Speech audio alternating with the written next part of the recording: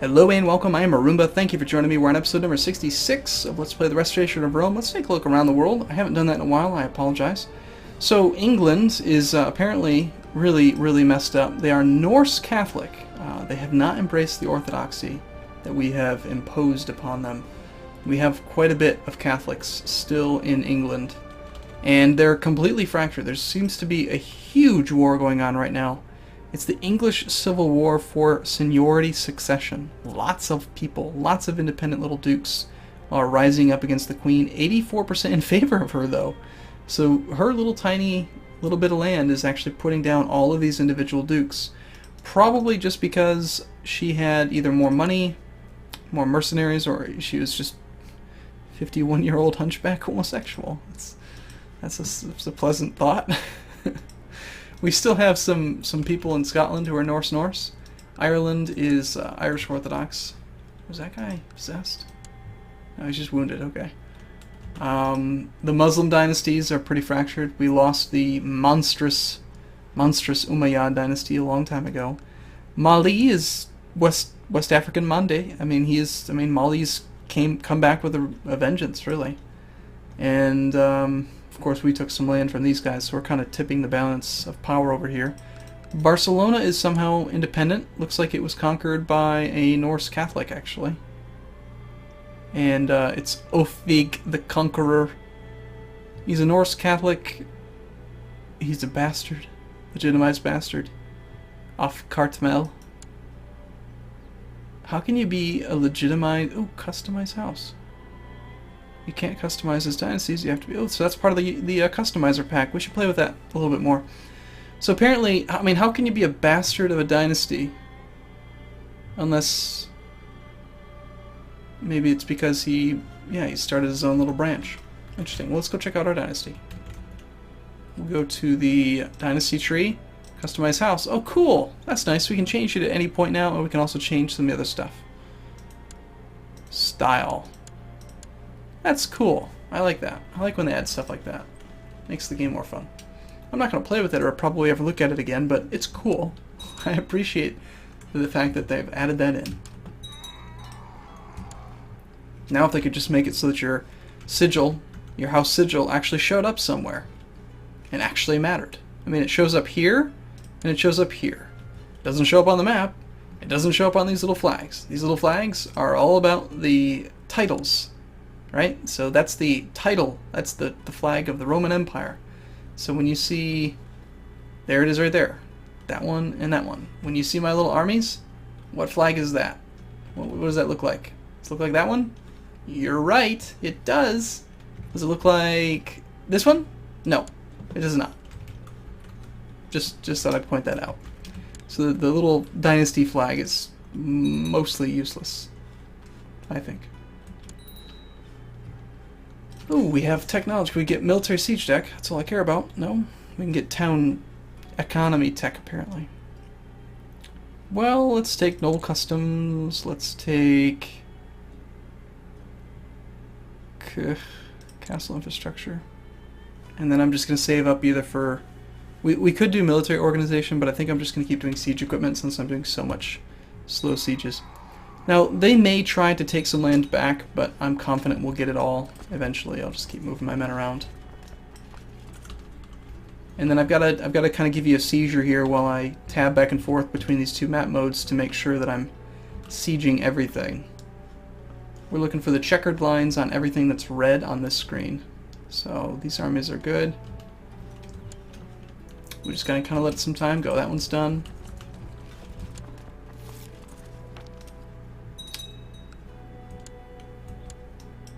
I think that's a pretty substantial army there. Hey look, it's another brilliant strategist. I know I tried to give them these educations, I still think it's funny.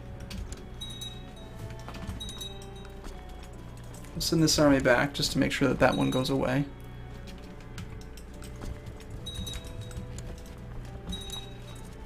That little noise is the sound effect that plays when I have a successful siege.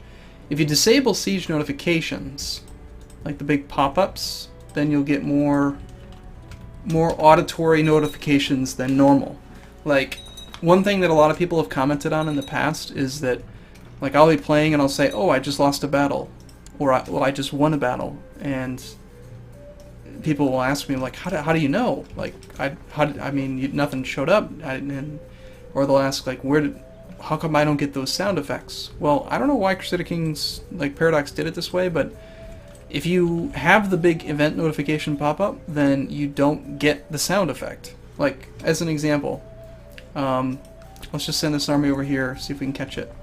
21st, and perfect. The Doge of Venice is actually a organizer, so we'll chase him down. We're not going to look at it. Listen to the noise. You hear that cheer? Okay, now we go back to the battle, not the siege, but the battle. Okay, we right click, we turn that back on, we want to land a battle. Now watch what happens when this battle gets resolved. Hopefully we win.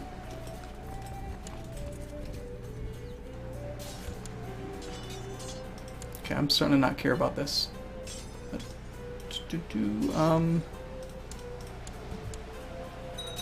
okay, so if we're not watching it, we're still going to get the pop-up. See how there's no noise? You just hear it. I mean, the ding-ding was actually the other thing. We just get a pop-up. So I actually don't like to get all of these notifications because who cares? It's you lose about the same percentage of troops. Like, look at this. 3,800, we lost about 10%. 1,100, we lost about 10%. 2,000, 10%. Slightly less heavy infantry. It's just whatever. You just lose men, obviously. The prestige gained in battle doesn't matter because it's gained by the people leading it, not you. So this number's mostly irrelevant. Like, I don't care that this bishop gained 27 prestige. Who cares? You gained some military tech. Okay, that's kind of interesting. The change in war score you can see by going here. So, like, everything on here doesn't matter to me. Unless the only time I actually care about this information is if I want to see just by how much my cataphract retinue slaughtered something. But outside of that, it doesn't matter. So I turn that to this. You change it right here to show in the high priority tab, or even in the low priority tab, if you prefer. And then you just get the sound. And so, as an example, I'll also demonstrate, if possible, what it sounds like to lose a battle. So we'll send an army to this county here. Let's put our organizer if we can. Where was he? Like this one, I think. Yeah, let's get someone else in charge. And you guys go way up to there. And let's take these guys. Organizer, there he is. Can you catch him now? 21st. Perfect. Okay. So now when I get here, this would be a battle we would win really easily, right? So we just won a battle. And then I hear that noise, then I can either go up here and then click the go to and see which one it was, and then I know where to move my men around. He's pleading for us to surrender, or to accept his surrender, but we won't. So I know that it happened, right? And that's all I care about. I can just auditorily tell how the war is going by the sounds that you hear. Now if we get to this battle, and now I click off, listen to the noise. As soon as we... shoot, unfortunately 2 noises played at once. We just won, we lost a battle, and we won a battle. So let's try that again. There's like it's a clashing of swords. It goes like... Kishing, kishing, ugh. It's like some guy who's dying or something. Just trust me, that's what it sounds like. Don't argue with me. Okay, let's get you out of there so that we can teleport him over here.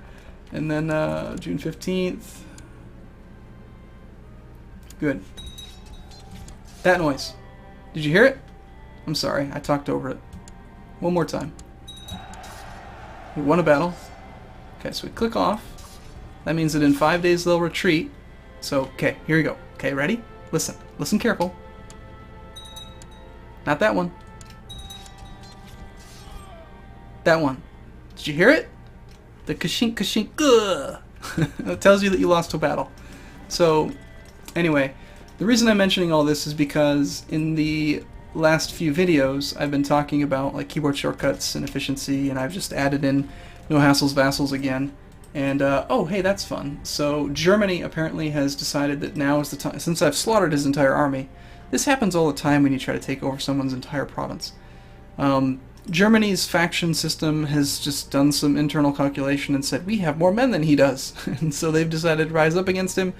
And so all of a sudden I'm no longer at war with half of his land, because it's just dumb.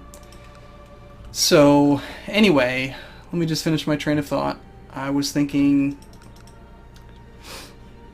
something about anyway, that's an efficiency type thing. Like, I turn off the pop-ups so that I can just listen to the game. Let's accept the peace now and see what happens.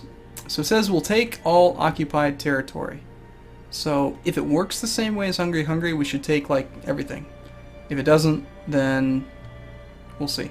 Now the key to the Hungary playthrough was that we would take every single holding so that he couldn't have anything left, so that everyone was kicked out, versus leaving some lands not occupied and then having a truce timer and potentially having the conquered person as a vassal, which we didn't want. But let's just see what happens. Interesting. Yep, so whoever told me that it was a bug is definitely right. We became Count of Sticked. So we got that and that. We just sieged through like the entirety of the Holy Roman Empire, except for a small little bit of Germany, for 2 provinces, 2 counties. So that is really not cool. I mean, I wasn't really expecting, I don't know, it's just, I was hoping that if it's going to say you take or vassalize all occupied land, that it would actually work that way. But no, it didn't. So that's not cool at all. Find these dumb women someone to marry. So those noises, that little ding, lets you know all kinds of stuff too. Usually it can be someone got married, someone died, someone passed a law.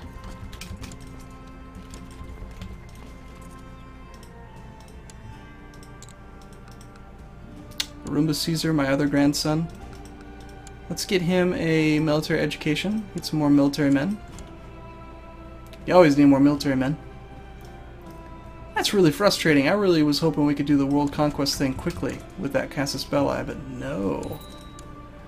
Oh, that's unfortunate. So our fantastic character only became a charismatic negotiator, not a great eminence. So he's missing out on 3 points of diplomacy and a little bit of fertility.